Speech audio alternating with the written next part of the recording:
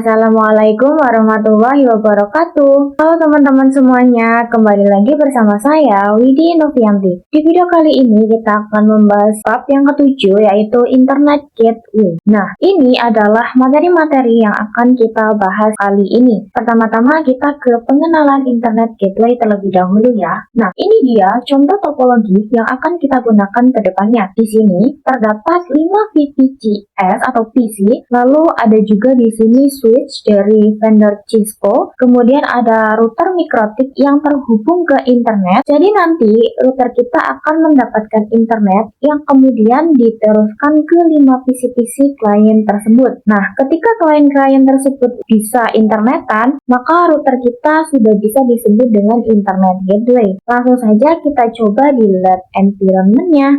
Oke, di sini sudah ada topologi router dan juga ISP. Lalu jika sudah, teman-teman bisa klik kanan, kemudian klik node. Nah, di sini teman-teman pilih yang Cisco EOL. Lalu untuk image-nya, di sini saya pilih yang L2. Lalu untuk name-nya, mungkin di sini saya berikan nama SW Cisco. Kemudian di sini untuk icon-nya saya ganti yang ini. Kemudian kita select. Kemudian di sini untuk Ethernet saya tambahkan jadi 2. Kenapa 2?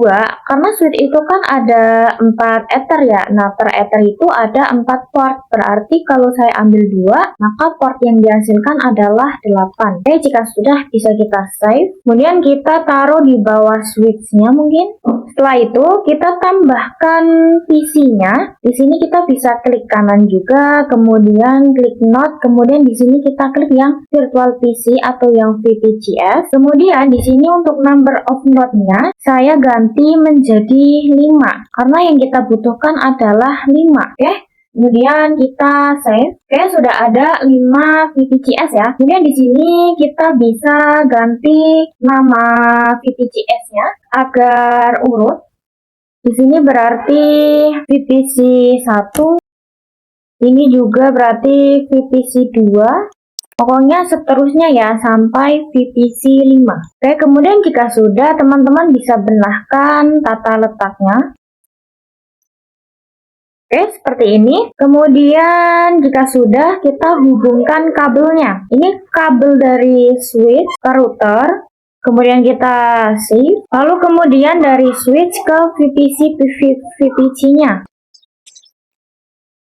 Selanjutnya kita ke tahapan konfigurasi NAT. Oke, ini sudah saya ringkaskan ya tahapan internet gateway-nya, yaitu ada konfigurasi WAN, LAN, dan juga NAT. WAN adalah kepanjangan dari Wide Area Network. WAN ini cakupannya dari router ke ISP-nya. Lalu LAN kepanjangannya yaitu Local Area Network. Cakupannya itu dari router kita ke klien-klien yang ada. Kemudian ada NAT yang kepanjangannya adalah Network Address Translate, yaitu fungsinya menerjemahkan IP private menjadi IP public. Nanti pada tahapan WAN kita akan melakukan konfigurasi DHCP client. Kenapa? Karena yang bertindak sebagai DHCP server adalah ISP kita. Nah, kalau misal di ISP sudah ada DHCP server, maka di router itu bisa kita konfigurasikan DHCP client. Kemudian pada tahapan LAN akan dilakukan konfigurasi IP address dan DHCP server. Kenapa DHCP server? Karena kalau pada ISP dan router, itu router bertindak sebagai client. Tapi jika pada cakupan LAN, router dan PC-PC-nya, router itu bertindak sebagai server, sehingga dia akan memberikan internet ke PC-PC. Lalu pada tahapan NAT, kita akan melakukan pemilihan chain, out interface, dan juga action. Kita lanjut ke konsep WAN. Seperti yang saya bilang tadi, cakupan WAN itu ada dari router dan juga ISP. Nah, pada konfigurasi WAN itu terdapat 2 metode, yaitu 1. Melalui DHCP client, dan 2. Menggunakan static atau manual. Perbedaan keduanya adalah kita menggunakan DHCP client itu ketika ISP-nya itu tidak menyediakan DHCP server. Jadi nanti ketika router melakukan konfigurasi DHCP client, dia akan mendapat IP secara otomatis. Nah, apabila ISP tidak menyediakan DHCP servernya, barulah kita melakukan konfigurasi secara manual atau statik. kita ke konfigurasi WAN dengan metode DHCP client. Oh ya, di sini saya menggunakan topologi baru, bukan topologi yang tadi ya. Jadi di sini untuk connect ke ISP saya menggunakan Ether 2 dan untuk connect ke klien saya menggunakan Ether 3. Kalau teman-teman pastikan menggunakan Ether 1 ke ISP dan ke klien ke Ether 3. Beda tapi tetap sama apa ya. Oke, di sini saya sudah menyalakan routernya. Kedepannya kita akan menggunakan topologi yang ini ya. Jika sudah aktif, kita bisa coba buka terminalnya. Ini saya sudah login. Karena tadi saya sudah mencoba-coba ya. Oke, kita kan mau melakukan konfigurasi DHCP client ya. Nah, nanti parameter yang akan kita dapatkan itu ada 3, yaitu IP address, DNS, dan juga default gateway. Jadi sebenarnya by default ini itu sudah terkonfigurasi DHCP client ya teman-teman. Bisa kita cek IP DHCP client print. Ingat, di sini saya ada di Ether 2, yaitu saya mendapatkan 192.168.88.141. Kalau punya teman-teman pasti ada di Ether 1 ya, karena yang connect ke ISP adalah Ether 1. Maka di sini kita andaikan apabila dia belum terkonfigurasi DHCP clientnya, tapi ISP menyediakan DHCP servernya, maka ini kita bisa hapus IP DHCP client yang ini dulu, yaitu caranya dengan di sini kita coba IP DHCP client, kemudian kita coba print detail. Ini yang number 1 ya. Nah, ini ada detailnya. Intinya teman-teman ingat-ingat saja yang bagian gateway yang ini. Kalau punya saya 192.168.88.2. Mungkin punya teman-teman akan berbeda karena setiap itu pasti berbeda ya. Kita coba hapus IP DHCP-nya yaitu dengan perintah remove number sama dengan, karena IP saya ada di number 1, jadi di sini saya tulis number 1, kita enter, kita coba cek print. Oke, maka IP yang ada di Ether 2 hilang ya teman-teman. Kita kembali ke menu yang awal, coba cek lagi IP address print, maka tidak ada ya, kosong teman-teman. Kita coba interface print. Ini akan kita fokuskan ke Ether 2. Tapi kalau teman-teman pasti akan fokus ke Ether 1. Saya fokuskan ke Ether 2 karena yang mengarah ke ISP saya adalah Ether 2. Oke, kita mulai konfigurasi DHCP kliennya. Berarti di sini kita tulis IP DHCP client at interface sama dengan Ether 2. Kalau di teman-teman yang ke ISP Ether 1 ya pakainya Ether 1. Kemudian spasi disable sama dengan no. Kita enter, kita cek IP address print. Oke, di sini saya mendapatkan 192.168.88.141/24. Kita cek detail IP DHCP. Nah, di sini mendapatkan 3 parameter ya, ada IP, DNS, dan juga gateway. Nah, itu dia cara konfigurasi DHCP client dengan menggunakan CLI. Lalu bagaimana jika menggunakan GUI? Kita bisa coba pada Winwalk, teman-teman login dan buka Winwalk-nya ya. Kita coba klik IP, kemudian kita klik DHCP client, kemudian kita hapus IP DHCP yang tadi, kita klik ini IP-nya, kemudian kita hapus. Jika sudah, bisa kita klik plus. Kemudian di sini saya menggunakan Ether 2 yang mengarah ke ISP. Kemudian di sini DNS dan NTP-nya di checklist. Kemudian kita apply, lalu kita oke. Oke, di sini sudah mendapatkan IP-nya ya. Oke, sekarang kita lanjut ke konfigurasi WAN dengan metode manual. Kita di sini coba di terminal dulu ya. Di sini kita hapus IP DHCP yang tadi dulu nih. Caranya ya kayak tadi. Kita masuk dulu ke IP DHCP client, kemudian kita coba print. Oke, dia ada di number 1, berarti di sini kita tulis remove number sama dengan 1. Kita cek print. Oke, IP-nya sudah hilang. Kita kembali ke awal. Kita cek lagi untuk memastikan di sini IP route print. Oke, tidak ada ya yang Ether 2-nya. Yang akan kita konfigurasi dalam konfigurasi manual ini yaitu ada 3 teman-teman. Ada IP, gateway, kemudian ada DNS-nya. Langsung saja kita coba konfigurasi IP dulu dengan IP address sama dengan IP yang akan kita tambahkan. Misalkan di sini saya mau menambahkan IP, mungkin ini saya maunya 88.144 ya, /24 ya. Kita coba enter, kita coba IP address print. Oke, maka di sini ada 168.88.144. Kita coba ping ke ISP atau gateway-nya. Ping, kalau saya tadi 192.168.88.2. Oke, maka di sini akan berhasil ya. Selanjutnya kita konfigurasi default gateway-nya. Sebelum itu kita cek dulu di sini IP route print. Oke, di sini tidak ada 000/0 ya. Langsung saja di sini kita tulis IP route at gateway sama dengan IP ISP-nya 192.168.88.2. Kita enter. Kemudian kita coba IP route print. Oke, maka di sini ada 000/0-nya ya. IP gateway-nya juga di sini sudah ada. Kita coba ping 88.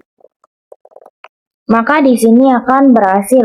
Tapi kalau misalkan kita coba ping google.com, dia pasti belum bisa. Kenapa? Karena kita belum konfigurasikan DNS-nya. Maka dari itu kita lanjut konfigurasi DNS-nya. Belum itu di sini teman-teman pastikan di sini ada tanda tulisan AS ya, yang artinya aktif static. Kalau belum ada mungkin ada kesalahan pada konfigurasi teman-teman. Di sini langsung saja ya, IP kita tulis IP DNS set server sama dengan kita pakai 888. Kemudian kita enter, kita cek IP DNS print. Oke, di sini ada 8888 ya. Lalu kita coba ping google.com. Nah, maka di sini kita berhasil. Sekarang kita coba melalui GUI atau kita melalui Winbox. Di sini kita klik IP, kemudian kita klik addresses. Oke, di sini Ether 2-nya kita hapus saja. Lalu kita konfigurasi IP-nya dengan klik tanda plus. Kemudian di sini kita tulis IP-nya. Misalkan saya ini 192.168.88.144/24. Kemudian di sini Ether-nya saya menggunakan Ether 2. Kemudian kita apply, kita off. Nah, di sini sudah ada ya.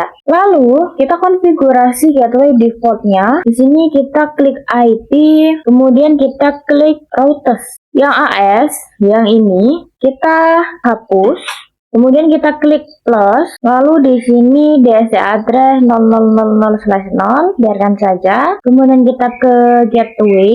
Di sini gateway-nya berarti kita tulis gateway ISP-nya. Kalau saya 192.168.88.2. Kemudian di sini type unique cache. Oke, kita apply.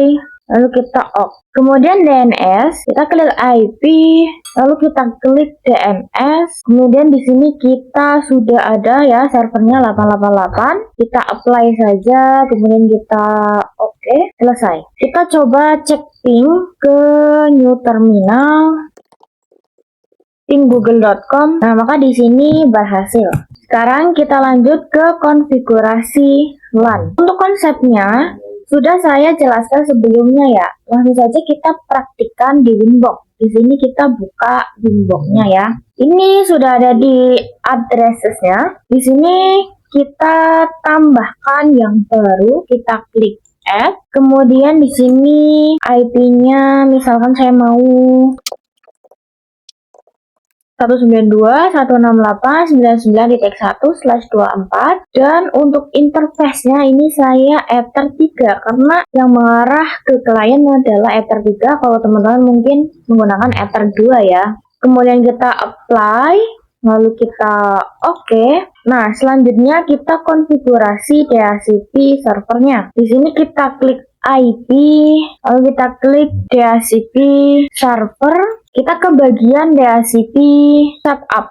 Di sini kita definisikan interface-nya yang mengarah ke klien, yaitu di sini saya yang mengarah ke klien adalah Ether 3. Mungkin teman-teman Ether 2 ya. Kita next. Kemudian di sini kita pastikan apakah benar IP yang mengarah ke klien adalah 99.0/24. Di sini saya benar. Jika benar kita next. Kemudian pastikan juga apa sudah benar. IP gateway-nya ini 99.1 ya benar, kita next. Kemudian next. Kemudian di sini DNS-nya 888, kita next.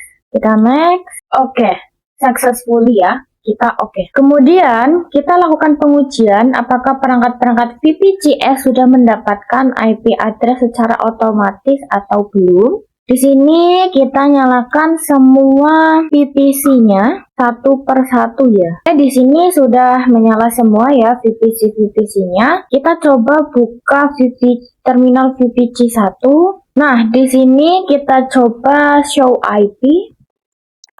Kita enter. Oke. Di sini IP-nya masih kosong. Maka di sini kita bisa tulis IP DHCP. Nah, kemudian ini nanti akan ada muncul DORA. Oke, di sini VPC 1 saya mendapatkan IP 99.254/24. Kalau punya teman-teman nggak muncul-muncul, bisa teman-teman ulang terus ya. Karena memang sedikit memakan waktu, kita coba di VPC lainnya juga. Oke, sudah keluar semua IP-nya. Sekarang kita lanjut ke konfigurasi NAT. Sebelumnya sudah saya jelaskan konsepnya ya.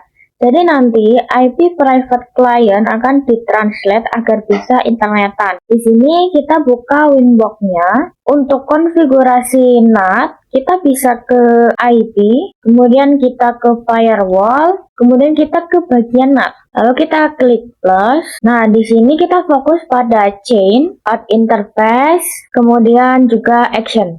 Nah, di bagian general pada chain ini terdapat dua opsi, ada DST-NAT dan juga src-NAT. Nah, agar PC klien dapat internetan, kita bisa pilih yang src-NAT saja. Kemudian pada out interface ini kita karena yang mengarah ke ISP saya itu adalah Ether 2, maka di sini saya menggunakan Ether 2. Kemudian kita ke bagian action, kita pilih yang masquerade.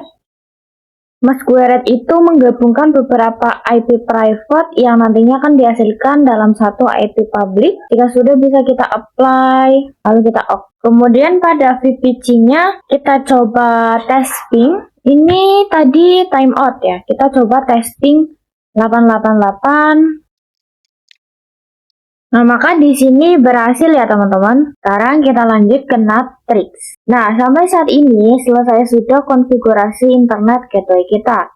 Nah, di sini kita akan mencoba NATRIX yang mana nantinya hanya PC 2 yang bisa internetan dan lainnya tidak, atau hanya PC 2 yang tidak bisa dan lainnya itu bisa. Di sini kita bisa buka Winbox-nya, kemudian kita klik IP, kita ke menu firewall, kita ke bagian NAT, kita klik konfigurasi NAT yang tadi. Pada bagian chain di src address, misal hanya PC 2 saja yang bisa internetan, maka di sini kita bisa tulis IP PC 2-nya. Kalau saya 192.168.253, kemudian kita apply, lalu kita off. Kemudian kita